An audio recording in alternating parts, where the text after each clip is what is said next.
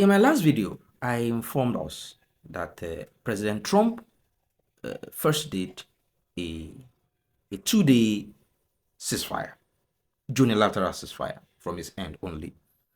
Close to the end of the expiration of the 2-day ceasefire, he announced yet another 5-day ceasefire. Again, unilateral. He was essentially negotiating with himself. And I said by the end of the ceasefire on Friday, today being as in on Friday, that is about 2-3 days ago, that it's one of two scenarios. It's either it will announce yet another 1 month ceasefire, I was specific, or it will launch the ground war, especially the battle for the Strait of Hormuz. I am happy and not happy at the same time to inform you that I was wrong.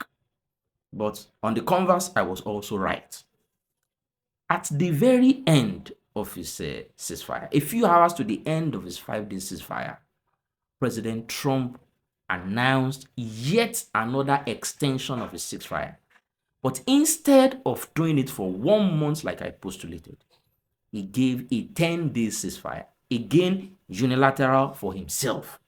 The Iranians are not involved. The Iranians are saying they are not going to talk to him.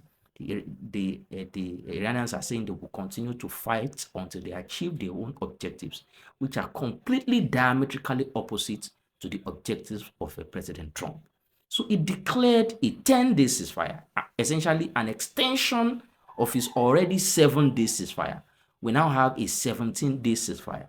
And as at this moment, he has not yet launched the battle for the Strait of Hormuz. You see, President Trump has once again tackled. You know what we call tackle in American parlance? Tackle means Trump as a tackle means Trump Trump chickens out. Thereabouts. I don't remember the details. Essentially, tackle refers to Trump, walking away from battle, not doing what he promises to do, especially when it comes to doing battle. Again, he is not as dim-witted as you think. And President Trump is not as weak and lily-livered as you speak. The reason he has actually been declaring those unilateral ceasefires is actually to give himself time to prepare for the battle for the Strait of Hormuz. Essentially, everything and every factor is stacked against the Americans, stacked against President Trump, and stacked against the Israelis, and even stacked against the GCC allies, the Gulf allies of America and Israel, when it comes to the battle of the Strait of Hormuz. Every single factor you can think of is actually stacked against them. Everything that has to do with that war is essentially working against them. So you see, when the fixtures of battle are looking like that, when the prospects of battle are looking like that, everything you want to do as a war commander is to give yourself as much time to prepare for that war and as much time to mitigate your casualties, to reduce your losses at that war as possible. Unfortunately, for the assaulting entity means the entity that is coming to do battle, that is attacking the other entity that is defending. Unfortunately, for the assaulting entity, everything that works against America and Israel and the Gulf countries in this instance, because they are the assaulting entity, seems to work in favor of the Iranians. In the next video, what I'm going to do is that I'm going to itemize the factors that will essentially decide,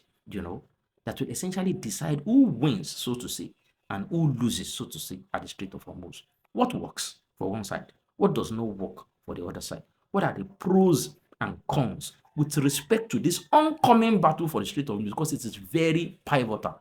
In fact, the battle the battle for the Strait of Hormuz may end up being the final battle of this war. Especially when you consider that when some experts look at battles and wars, they say that wars are essentially an aggregation of battles. Battle 1, battle 2, battle 3, battle 4, battle 5 come together to make a war. That is why you hear, for example, when experts say that sometimes one of the feuding entities can win one or more battles within the war, but another entity the other feuding entity can actually end up winning the war. So what it means is that because there can be multiple battles, within the war, you can see an entity win one or more battles, but eventually overall, it is the other feuding entity, the one that is defending or the one that is opposite the entity that won one or a few battles, that ends up winning the war. For example, one battle that is currently being fought, on the top of the Iran Israel America Israel versus Iran war is the aerial battle. And like I told you earlier, when it comes to the aerial battle, it is essentially a draw. Do you understand? America and Israel are doing substantial damage when it comes to Iranian territory, taking out schools, taking out military installations, taking out civilian installations, killing civilians, taking out critical infrastructure and all. But the Iranians are also doing equal, if not more damage when it also comes to the top of the Gulf countries and that of Israel. They are also destroying critical infrastructure. They are also destroying as much military infrastructure as possible. What only separates them is that as much as possible, they are deliberately minimizing the casualty numbers. Instead, they are trying to maximize the casualty numbers of the military fighters, of soldiers, of airmen, of fighter jet pilots, of navy personnel, and as much as possible, minimizing civilian casualty. Unlike the war doctrine of the other side, which tends to put a lot of premium on killing as many civilians as possible. That is why, for example, one of the very first things the Americans did when they came in was that on the March 28th, when the war started, was that while the Israelis went to kill the supreme leader of Iran and all civilian members of the family, as in of his family, the Americans came in, went to Menab and killed close to 170 school children and their teachers. So the war culture, the war behavior, the characteristic way they prosecute war on each side are very different.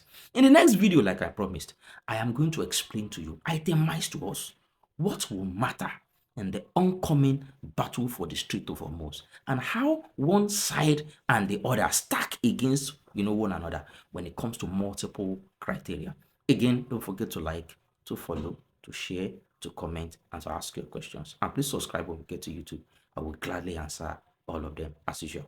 See you in the next video. Don't go away. Thank you very much.